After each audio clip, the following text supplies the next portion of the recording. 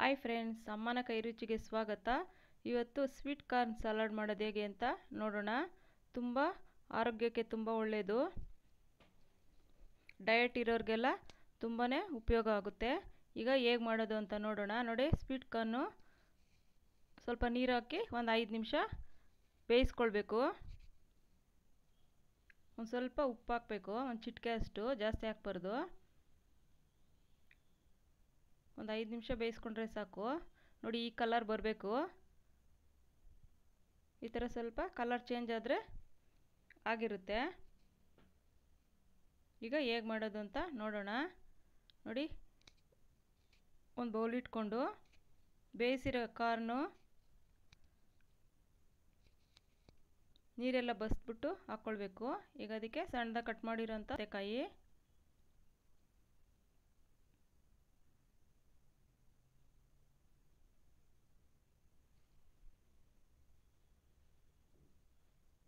ನೋಡಿ ಸಣ್ಣದಾಗಿ ತುರಿದಿಟ್ಟಿರೋಂಥ ಸೌತೆಕಾಯಿ, ಕ್ಯಾರೆಟು,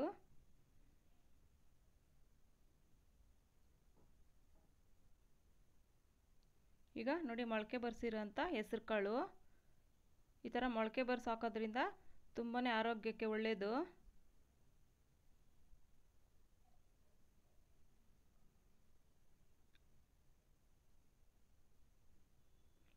ನೋಡಿ, ಸ್ವಲ್ಪ ಟೇಸ್ಟ್ಗೆ ಜಾಸ್ತಿ ಹಾಕ್ಬಾರ್ದು ಖಾರ.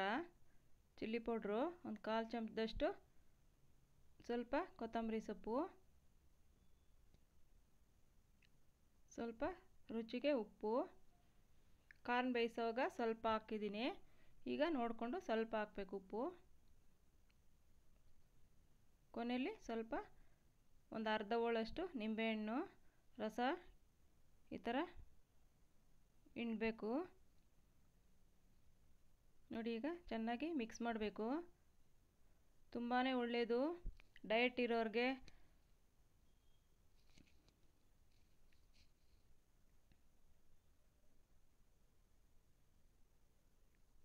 ಸಂಜೆ ಟೀ ಜೊತೆ ಸ್ನ್ಯಾಕ್ಸ್ ಥರ ಉಪಯೋಗಿಸ್ಬೋದು. ನೋಡಿ, ಈ ಥರ ಚೆನ್ನಾಗಿ ಮಿಕ್ಸ್ ಮಾಡ್ಕೊಳ್ಬೇಕು. ತುಂಬಾ ಟೇಸ್ಟಿ ಇರುತ್ತೆ.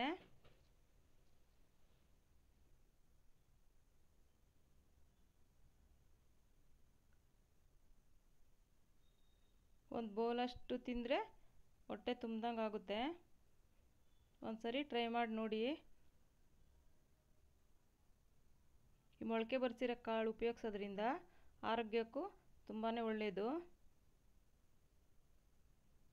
ನೋಡಿ, ಈಗ ರೆಡಿಯಾಗಿದೆ. ನೋಡಿ, ಒಂದು ಪ್ಲೇಟ್ಗೆ ಹಾಕೋಣ.